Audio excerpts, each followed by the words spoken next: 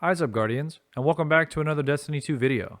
Today we're dealing with the Prophecy Dungeon, which in my opinion is the greatest content that you have to be able to play this season, and it's really accessible. It only requires 3 Fireteam members, so I think everyone should be able to get in and definitely play this activity. It's really interesting as they've taken the idea of the Gambit modes, but added that kind of quintessential Bungie twist with the different color modes, light and dark. I think it's another great way that Bungie has taken a simple concept that they've developed in-game and changed it to make it more competitive, more challenging, and more team-oriented. This first encounter, the hallway, is a great way of kind of teaching you how the dungeon is going to work. You've got light modes and dark modes, and you learn as you go that they're created by killing knights, and the modes that spawn correspond to where you're standing on the map, which is really interesting. If you are in a shady area and there's the dark smoke coming from the bottom of your screen, if you are the last one to do damage on a knight, you will spawn the dark modes. But if you are in a lighted area of the map and you've got the white smoke trails coming up from the bottom of your screen, then you will create light modes. Guns like Anarchy and Witherhoard, grenades with lingering effects are really invaluable in this encounter, as you can shoot an enemy either with an Anarchy grenade or a Witherhoard, Blight, and do damage while moving to a specific area of the map in order to spawn the modes that you want. So you get a really simple introduction to the concept, and then we make our way up this kind of talus field to the area where we have our first boss encounter. For this next encounter, I definitely like using the sword. The area of the map is really small, and so you're naturally just going to be in extremely close quarters with your enemies. And I think that 3 people running sword, especially the new Falling Guillotine with the Whirlwind Blade and a boss spec mod, can do an unbelievable amount of damage. You can just well up for that close range safety and do massive DPS. And so we're about to use that tactic here. In this area, you've got to look out for what type of modes you need. In the first encounter, we need 2 light and 2 dark, but it's random each time. And so you really want to make sure that you're paying attention to the urns with the smoke and make sure that you're creating modes that your team needs. We're just going to run around, spraying the ads down, killing these knights. Not a big deal. I will say that once you pick up some modes, it really does feel like the enemies are hypersensitive of which teammate has the modes, especially if you have the big one after you've got 5, and they will focus on you. So having a hunter that can go invis, or if you have a warlock that can throw protection, that can be really, really helpful in this area, just because it is quite hard to stay away from enemies. As you see, we're playing the shadows, we're playing the light, trying to get the damage off that we need to spawn the correct modes. We've got a couple of urns already done. We're working towards getting the last ones. I will recommend, if any of you have not gotten the Witherhoard Catalyst done yet, it is absolutely amazing. The ability to run around with your primary, whatever you're going to use, and then just switch to the grenade launcher and fire off one whenever you need to is absolutely amazing. If you want to focus it and, sit and reload, that's fine. But the ability to just swap to it and have a grenade ready at any point is awesome. I think auto-loading holster takes the gun from being a pretty good gun to an absolutely amazing weapon. And here we are, going to pop the tether well up, shoot one Witherhoard, and then just start slicing and dicing. This guy doesn't really stand a chance. Pop another Wither Horde, get that Turnley damage going, and we're gonna take him out before the Tether guys even have a chance to spawn and start to create havoc by shielding the boss. Really, really effective way of doing this first encounter, and I hope you guys get some good loot. All right, for our next stop, we're taking a trip to the teleporter that looks like we're dropping into an 80s music video and into the wastelands. This section is pretty simple, so we're gonna run it at a little faster speed just to get through it. But basically the goal here is to find the location where these blights appear and just destroy them. There's gonna be some snipers that appear around the edges that are, I don't know, kind of irritating to deal with. Although you can use the blights for cover.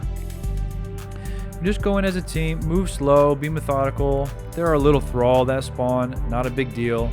And just, you know, move your way through the blights. And when you're done with a specific section, you can catch the little Toland Oracle in the middle, and he will go to a new area. And if you're really attentive, you can see where he goes, but typically I find that the easiest thing is just to get up on a hill and look for the shimmer of the blights. Just keep moving through the area. There are those big invisible Minotaur guys that like wander around and try to mess your day up, but you know, they're not really that big of a deal. This area is really unique because each location where the blights can be is an area of the world that we already know.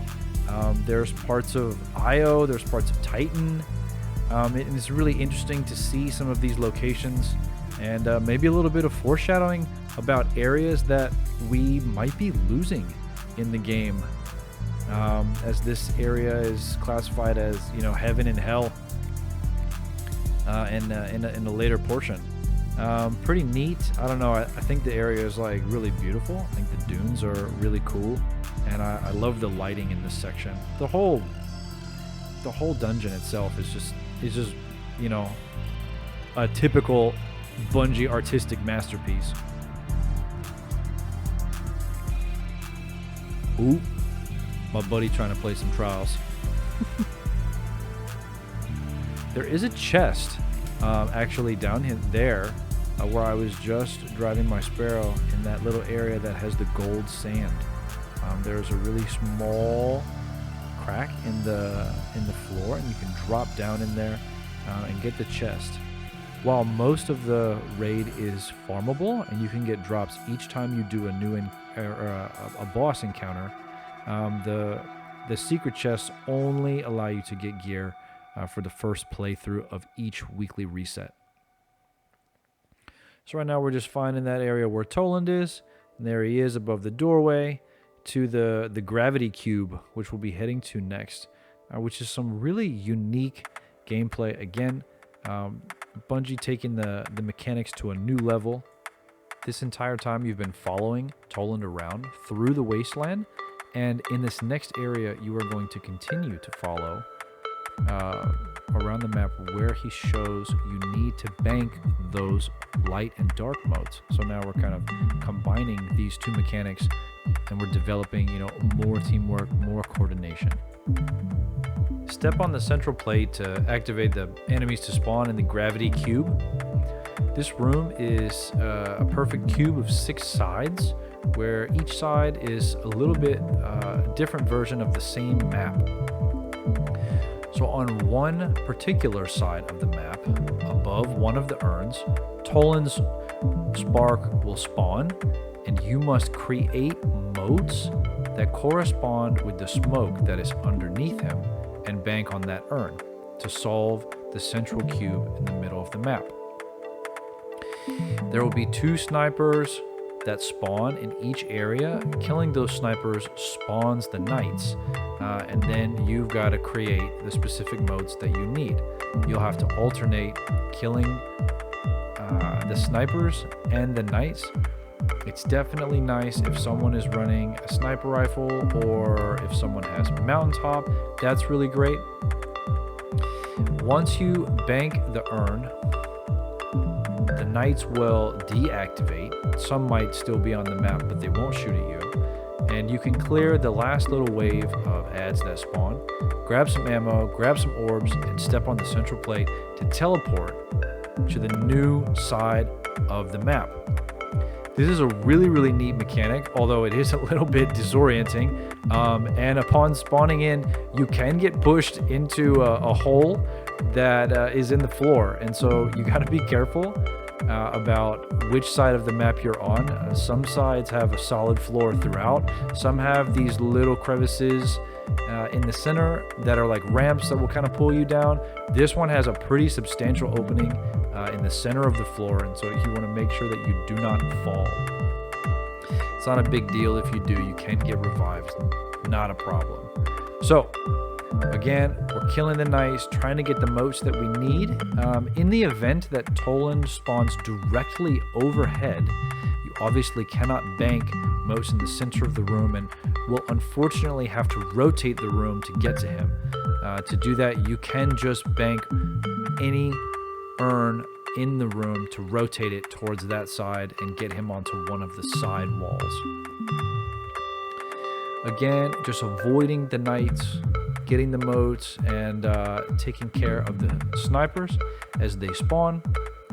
Having the well in this area can be pretty nice because sometimes getting cover out of view of both snipers is quite difficult. So either having something to deal with them very quickly, or having some sort of safety super is really, really convenient in this area. You're going to do this as many times as it takes to complete the center cube puzzle of the map. And sometimes you don't have to rotate it at all if Toland is on the ceiling, and sometimes he goes up there a number of times, and so it's a little bit random each time. I've gotten lucky and not had to rotate the room, and I've gotten unlucky and had Toland spawn up top like 2 or 3 times. So just keep following the procedure as needed, and eventually you will complete the puzzle in the center of the room, and the last time you step on the center plate, you will get teleported into the boss encounter. In my opinion, the boss encounter of the Gravity Cube is the easiest part of the entire encounter. 2 giant Taken Phalanx spawn, but they're really easy targets. They have not a lot of health, and there are no snipers in this final room. It's very easy. You can just divide up. Some people take one, some people take the other. A tether and just some quick grenades will make good work of him. If someone's running a big super like Nova or something, you can get hit, the other one, and in just a matter of seconds, take them both out, and you've completed the encounter. I hope this was helpful. And this was probably the most interesting encounter in the entire dungeon. I really like the Gravity Cube. To access this next area, you're just going to chase the boss across the wasteland to another one of those big black cube buildings on the border of the wasteland. You're going to approach the door, it will open, and then you get to do what is probably the most fun thing that they have ever implemented in any dungeon, or maybe any raid, and that is the rainbow ribbons. Really, really pulling from those old Mario Kart nostalgic memories of trying not to slide off the rainbow road with no edges. Just an absolutely stunning environment to race through while you've got snipers shooting at you and knights blowing fire, and I don't know, this room is pretty special. And I don't know if they ever bring back the Sparrow Racing, this better be one of the maps, because it will be an absolute hoot. I'm still working on trying to get through the entire thing without having to hop off my Sparrow, and I'm getting really close. But this last little corkscrew right here, it just kind of gets me a little bit, and close. I could have held it. I'm so mad. But it's fine. But anyways, make your way down. You can platform hop if you're feeling it. Or you can race, which is so much more fun. Hopefully you don't get booped off by the taken pushes. And as long as you keep the booster on, you will not get sniped. This is just absolutely too much fun. Try it, race your friends to the bottom, and just enjoy this part. Just an absolute masterpiece. Again, visually, this has got to be one of the most beautiful things Bungie has done in the Destiny franchise.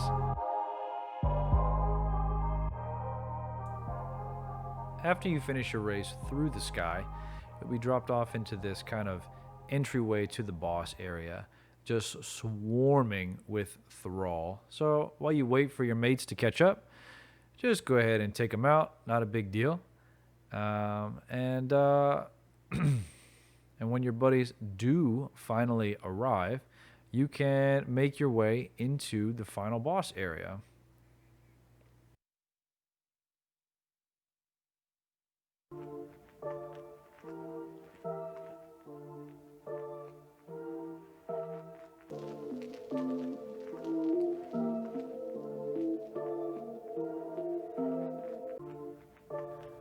I love the way that this hallway looks like a dead end until you approach the door, and then the circle expanding into the stairs.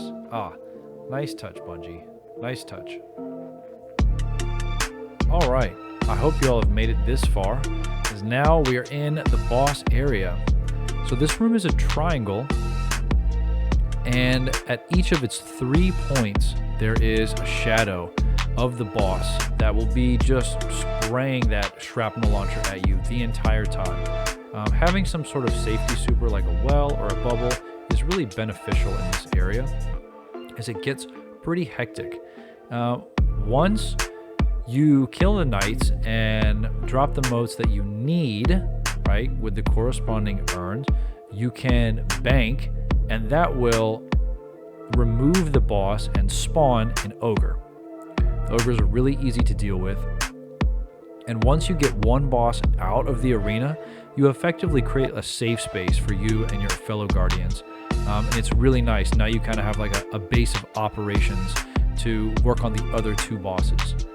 Just like in most of the other areas of the dungeon, each room will spawn with different motes required to remove the bosses. So make sure you take a scan around the room and you see what you need. Sometimes it's all white or black, and sometimes it's a mixture of both. If you need a safe spot, there are these corners next to the bosses, and you would think that it's not a great place to be so near the boss, but actually they cannot get a good angle on you. And so if you do run out of your well or bubble, or you just decide not to use one, that can be a really nice safe spot for you and your team to kind of gather. Maybe you're playing a warlock still and you have at least a healing well, and you can kind of use that sneaky corner to get the motes you need to create at least your first clear corner. And then once you do that, the rest of the room is pretty easy. Just continue getting the motes that you need, working on the knights. If you die, in each room, there is a specific place where your orb will spawn.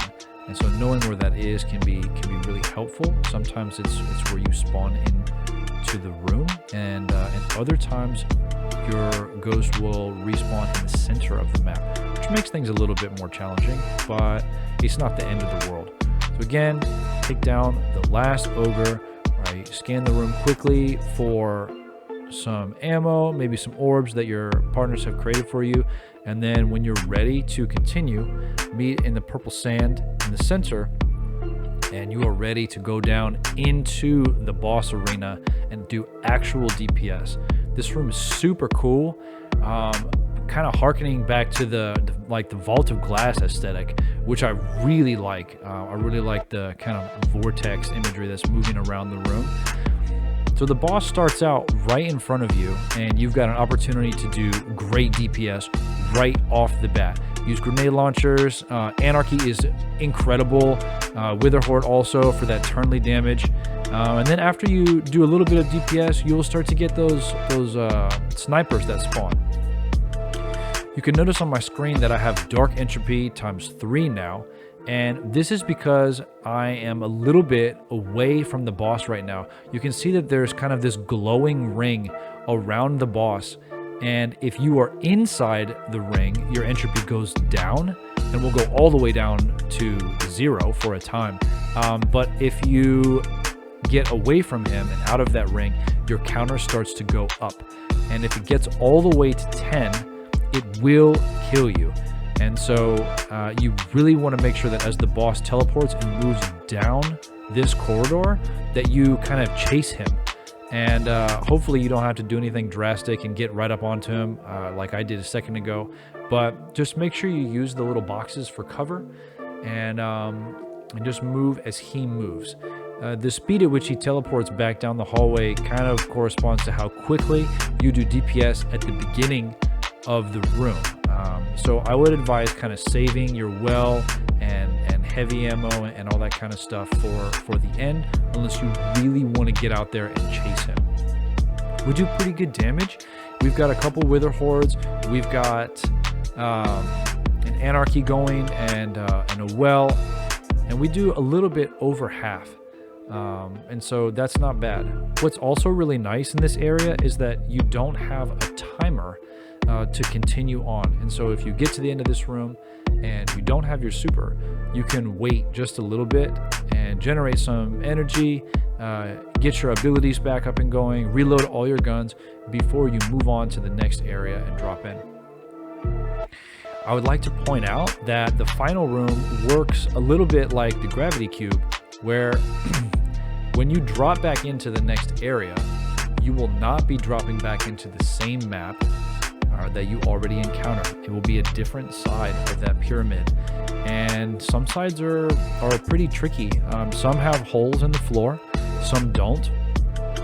Some areas are heavily one-sided when it comes to either light areas or dark areas, which can be tricky if you drop into an area that's mostly dark, lots of shade, and then you require 2 or even 3 sets of light modes to progress.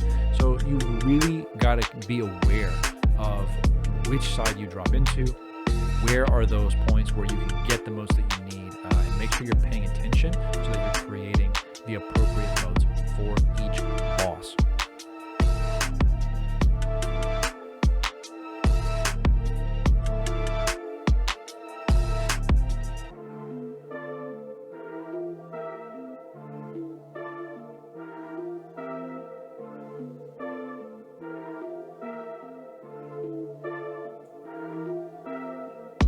Now we're dropping back in, and this one we lucked out pretty good.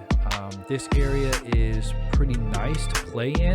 You've kind of got this nice overhang in the center, really great to well under, and it really kind of shields you from the other 2 bosses that can't see you.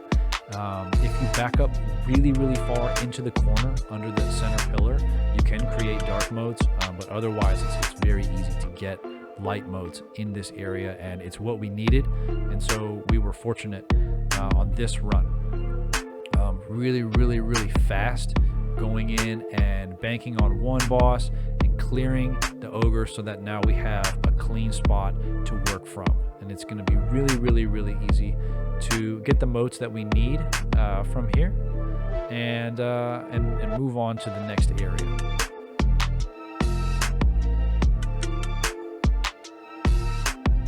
I just want to give a quick shout out to auto-loading holster, because this perk is really, I think, undervalued in some respects. It's not damage boosting. It doesn't provide you with any extra handling, or stability. But when you effectively never have to reload, that's just so much time that you don't have to waste while you're doing DPS. And I've got the Witherhoard with the Catalyst, so maximum handling and auto-loading holster. I'm running a Gnawing Hunger right now with Swashbuckler and auto-loading holster, and I actually have a Swarm of the Raven, grenade launcher, with spike grenades and auto load and holster.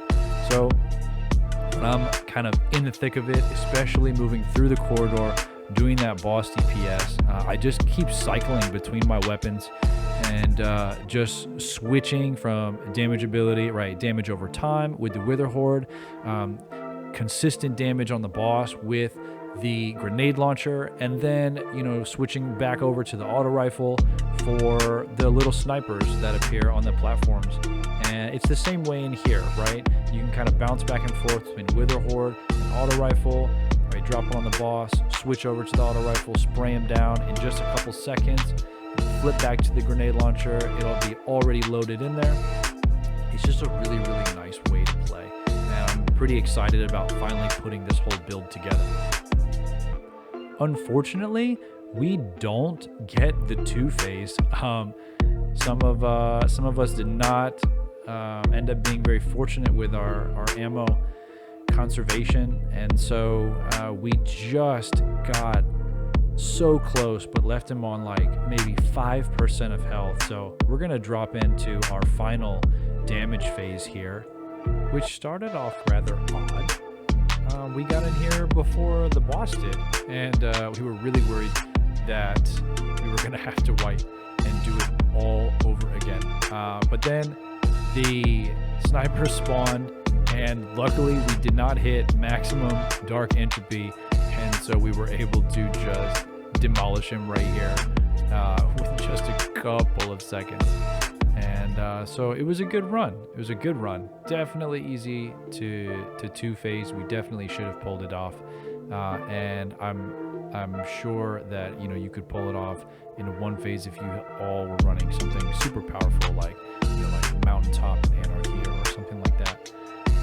But I hope that this walkthrough was helpful. I hope you enjoyed it. I hope that if you haven't gone into the dungeon yet, that maybe it will inspire you to get in there and try it out, because everyone should. It's absolutely phenomenal. Some just top tier content from Bungie, and I hope that they move forward with more content like this in the future. It was just an absolute treat, and visually, cooperatively, it's just an all-around great gaming experience. So I hope you all enjoyed the vid. That's about all I have for today. If you did enjoy, please leave a like and a comment about maybe what you'd like to see next on the channel, and hit that subscribe button if you feel so obliged. And I guess I'll catch y'all in the next one.